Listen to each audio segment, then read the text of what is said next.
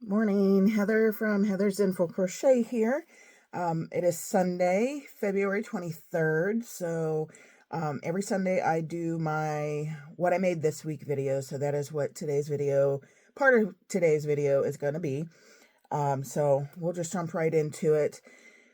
Most of this week I worked on an order that I had for a Jasmine Princess doll and a Yoda. They were ordered by the same person. So I worked on those most of the week. I don't have those with me because I did ship those off on Thursday. So they're no longer here with me. But if you want to see them in my last video, my first Amy doll video, you can go watch that video. I do show the process of making the Jasmine doll.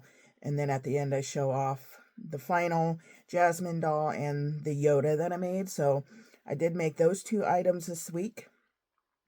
And then I just had an itch to make, I don't know if anybody's ever heard of them, to make Damn It dolls. I don't know if anybody's ever heard of them, but Damn It dolls are just little, they almost look like little voodoo doll type things.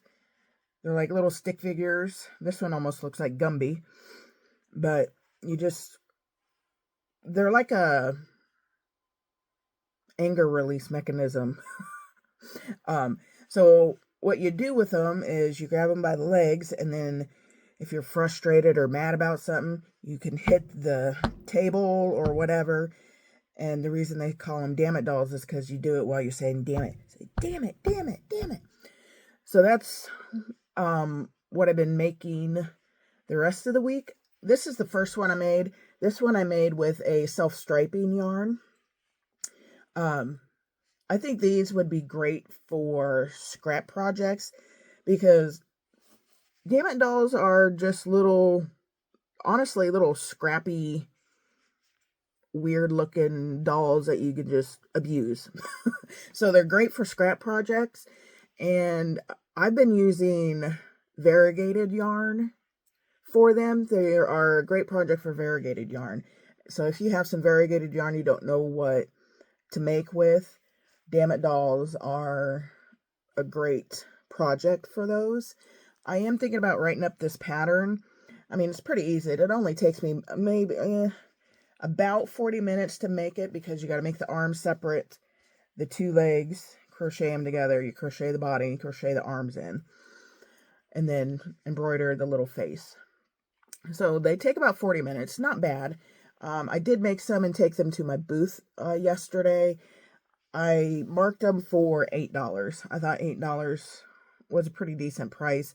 I thought 10 was a little bit high. I didn't think people would buy them for 10, so I went for 8.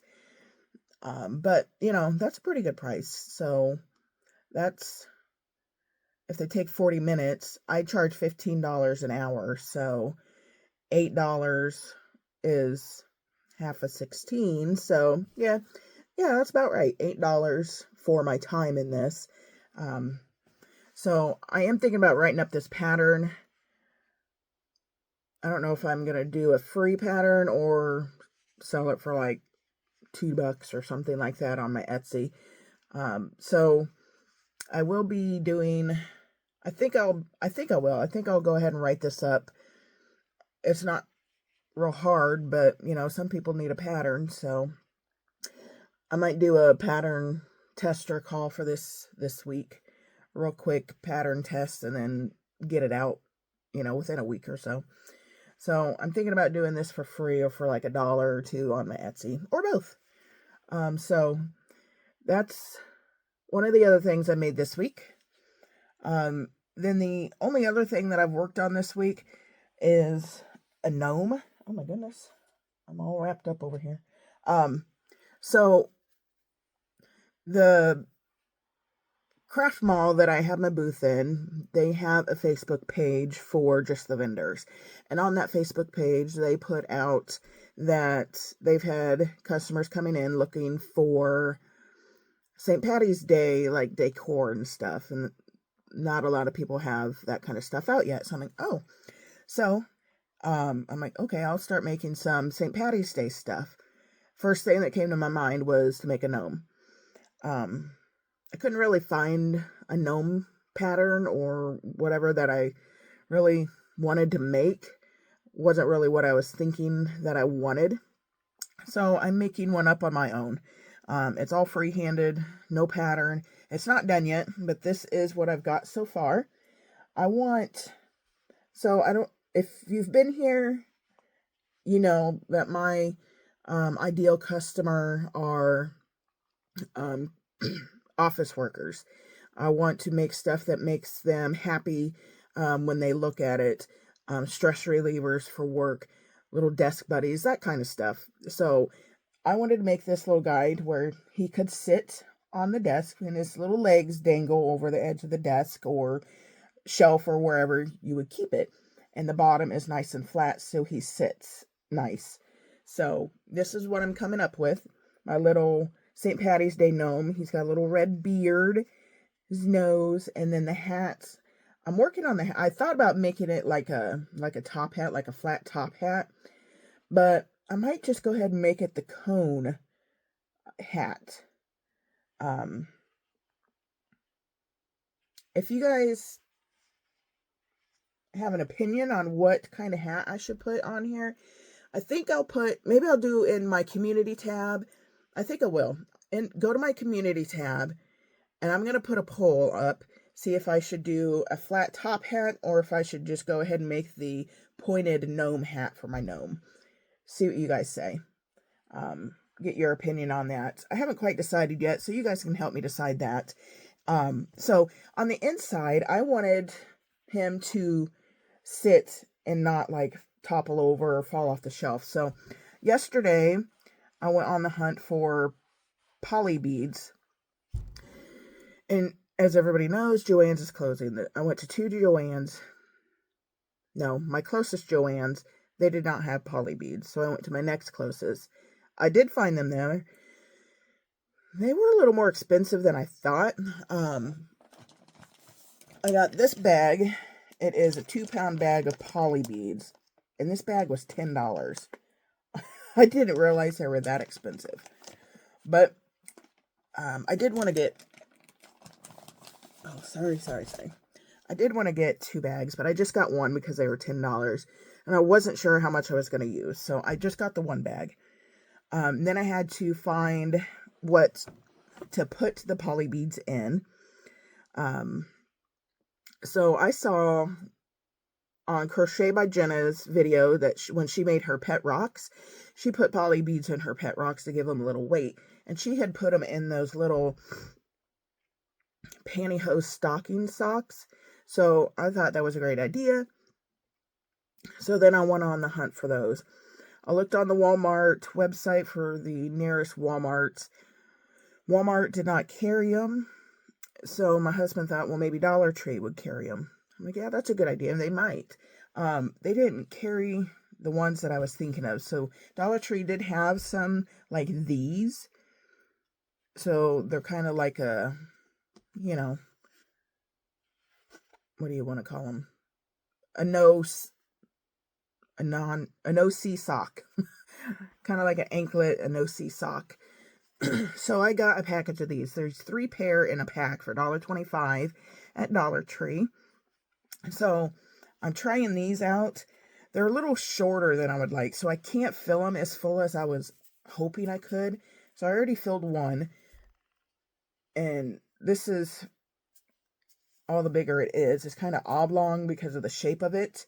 Because the hole's in the middle, like that. It's not on the end. So I can't fill one in and then tie the top. So I filled it as much as I could, and then I gathered the 2 ends of the top and tied it 3 times to make sure it was secure. And then I put it inside the gnome. Well, inside, when I put that in there, it only fills about half the bottom. So I'm going to have to go ahead and fill another one of these. So there's going to be 2 pouches of the poly beads in the bottom of the gnome to fill the bottom. And it already gives it a pretty decent weight, so I think it's going to work great. And I do want to use those for other projects, for like my, for little desk buddies and stuff like that. so they sit up straight and don't topple over. The potted tulip ones that I showed in my last what I made video, those I didn't put anything in, and I should have. I think next time I make those, I'm going to put poly beads in the bottom of that, so the bottom's a little flatter, and so they sit up a little more. They kind of want to lean and look a little odd. So if I make some more of those, I'll put poly beads in that. But that is all I have made this week. The Jasmine doll took me 10 hours or more. The Yoda, made some Damn It dolls. I'll probably list the Damn It dolls on my Etsy for sale too, so people can buy the actual physical product as well. I think those are good for my ideal customer as well. And then my gnome, I'm gonna put him in my booth. I think he's just super cute. I love him. I think somebody's gonna snatch him up within a week, if it takes that long. Well, I hope anyway. Okay, so that's everything that I've made this week. I also kind of wanted to just let you all know what I found out about the Joann situation, if you haven't heard. So the auction finalized last night. There was actually 2 bidders for Joann's. The main company that had the first bid in, they did not win the auction. There was another company, sounded like, that was created just for the Joann's auction. They are the ones that actually won the auction, but it does sound like they are going to go ahead and close out the remaining 300 stores that were not on the closure list. This information I got from another YouTube channel. She's been following this very closely, and she watched I guess it was not televised, but recorded, videoed. The auction was videoed, and she followed it for the last 2 days very closely. And she just posted last night the final results. That channel is The Sewing Report. I'll tag that channel down in the description, so if you want a little more detail on it, you can go watch her channel, and she does a really good job of detail of what's going on. But it does sound like Joann's sold, but the rest of the stores are going to close, and it sounds like, from what she said, by the end of May, all of Joann's stores will be closing and will be closed. Very sad. I was not expecting that kind of news. I really thought that maybe this other company was going to keep them open, keep them going, with fewer stores, they would do better. But it does sound like they do plan on closing all of the stores. But on the positive side of that, Joann's will be doing a bunch of liquidation sales. So, yeah. This is February, so May, March, April, so we got like 3 months or so if they stick to that time frame of liquidation sales. So if you're an avid Joann shopper, just keep an eye on sales. We can get yarn for cheap until Joann's is gone. It's not the news any of us wanted, I'm sure.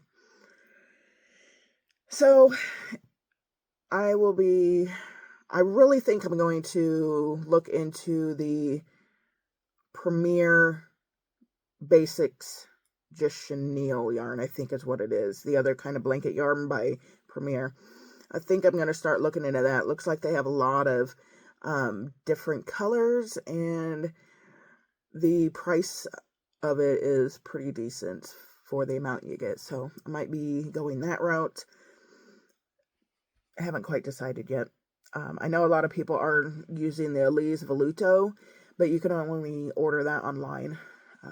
I know the Premier you can order online as well, or at Michael's.